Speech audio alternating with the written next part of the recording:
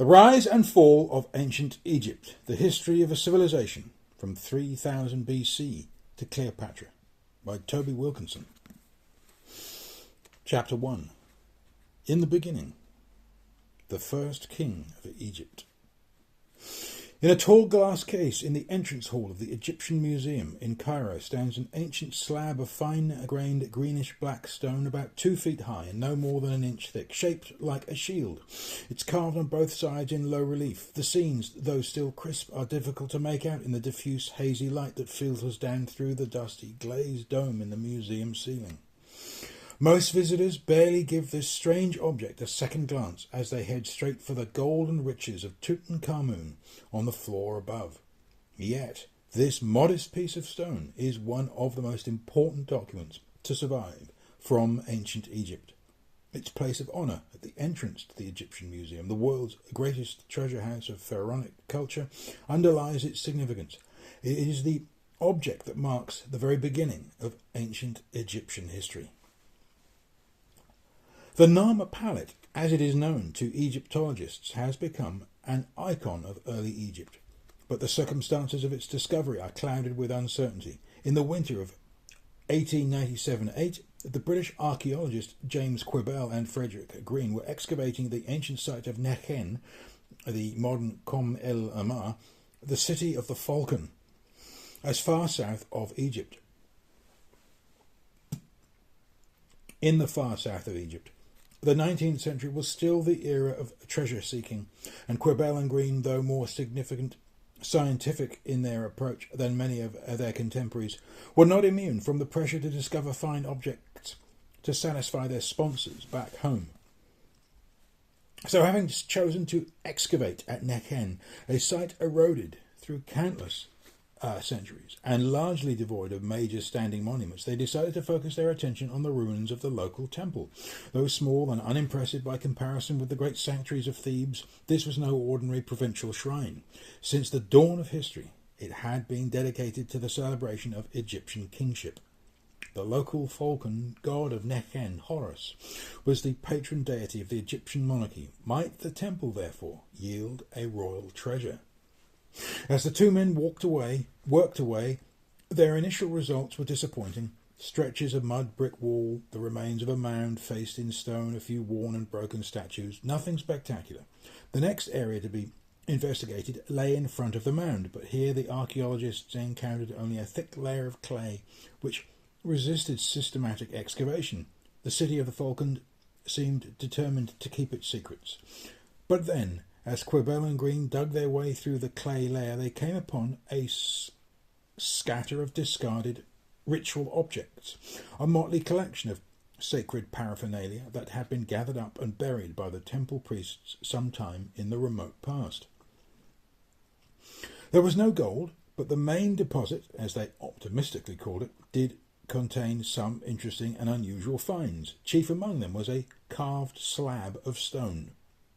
There was no doubt about what sort of object they had found. A shallow circular well in the middle of the one side showed it to be a palette, a grindstone for mixing pigments, but this was no workaday tool for preparing cosmetics.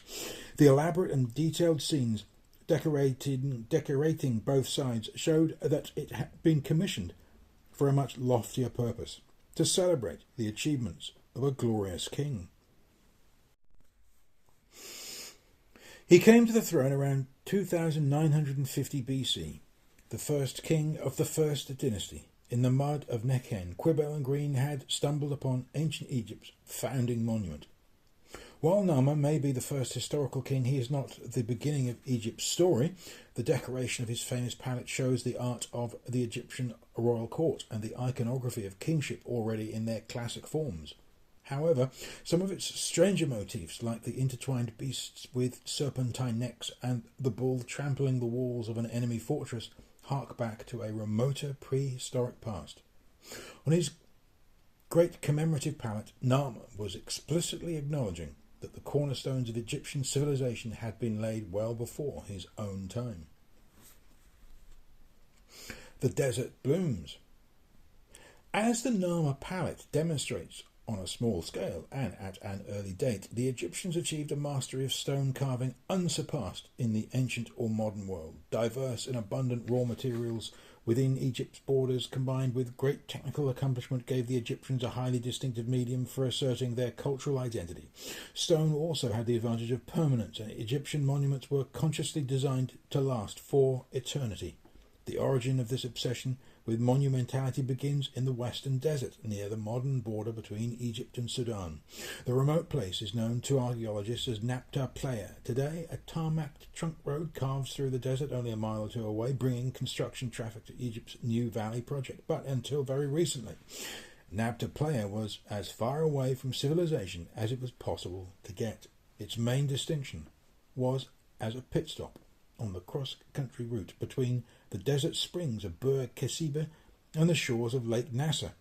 The flat bed of an ancient dried-up lake or playa, together with a nearby sandy ridge, certainly make Nabta an ideal place for an overnight camp. There is, however, much more to the site than a casual first glance would suggest. Scattered throughout the landscape are large stones, not naturally occurring boulders, but megaliths that have been hauled from some distance away and set up at key points around the edge of the playa.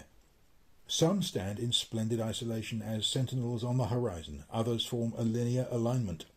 Most remarkable of all, on a slight elevation, a series of stones has been set out in a circle, with pairs of uprights facing each other.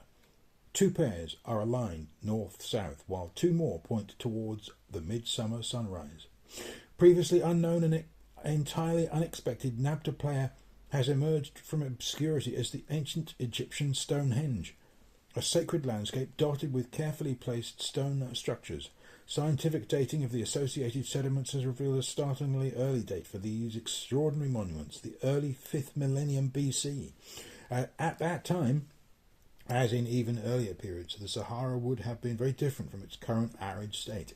On an annual basis, summer rains would have greened the desert, filling the seasonal lake and turning its shores into lush pasture and arable land. The people who migrated to Nabta Playa to take advantage of this temporary abundance were semi-nomadic cattle herders who roamed with their livestock across a wide area of the eastern Sahara. Large quantities of cattle bones have been excavated at the site, and traces of human activity can be found scattered over the ground. Fragments of ostrich eggshells used as water carriers and when broken for making jewellery. Flint arrowheads, stone axes, and grindstones for processing the cereals that were cultivated on the lake shore. With its seasonal fertility, Nabta offered semi-nomadic peoples a place and point of great symbolic significance, and over generations they set about transforming it into a ritual centre. Laying out the stone alignments must have required a large degree of communal involvement. Like their counterparts at Stonehenge, the monuments of Nabta showed the local prehistoric people had developed a highly organised society. A pastoral way of life certainly needed wise decision-makers with a detailed knowledge of the environment, close familiarity with the seasons, and an acute sense of timing. Cattle are thirsty animals, requiring a fresh supply of water at the end of each day's wandering. So, judging when to arrive at a site like Nabta and when to leave again could be a matter of life and death for the whole community. The purpose of the standing stones and the calendar circle seems to have been to predict the arrival of the all-important rains, which fell shortly after the summer solstice. When the rains arrived, the community celebrated by slaughtering some of their precious cattle as a sacrifice of thanks and burying the animals in graves marked on the surface with large flat stones. Under one such mound, archaeologists found not a cattle burial but a huge sandstone monolith that had been carefully shaped and dressed to resemble a cow.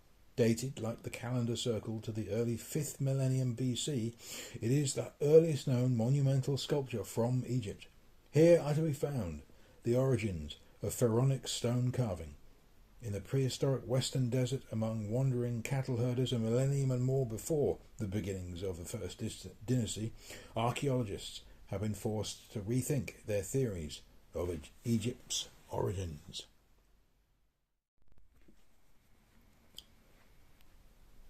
On the other side of Egypt, in the eastern desert, equally remarkable discoveries have been made, confirming the impression that arid lands bordering the Nile Valley were the crucible of ancient Egyptian civilization. Thousands of rock pictures pecked into the sandstone cliffs dot the dry valleys known as wadis that crisscross the hilly terrain between the Nile and the Red Sea hills. At some locations, usually associated with natural shelters, overhangs or caves, there are great concentrations of pictures. One such tableau by a dried-up plunge pool in the Wadi Salam has been likened to the Sistine Chapel. Its images constitute some of the earliest sacred art from Egypt, prefiguring the classic imagery of pharaonic religion by as much as 1,000 years. Like their sculpture-loving counterparts of Nabta Playa, the prehistoric artists of the eastern desert seem also to have been cattle herders, and pictures of their livestock and the wild animals they hunted out on the savannah feature heavily in their compositions. But instead of using megaliths to signify their deepest beliefs, they exploited the smooth cliff faces offered by their own environment, turning them into canvases for religious expression. Gods travelling in sacred boats and ritual hunts of wild animals, key themes in pharaonic iconography, are first attested in the eastern desert rock art. The inaccessible and inhospitable character of the region today belies its pivotal role in the rise of ancient Egypt.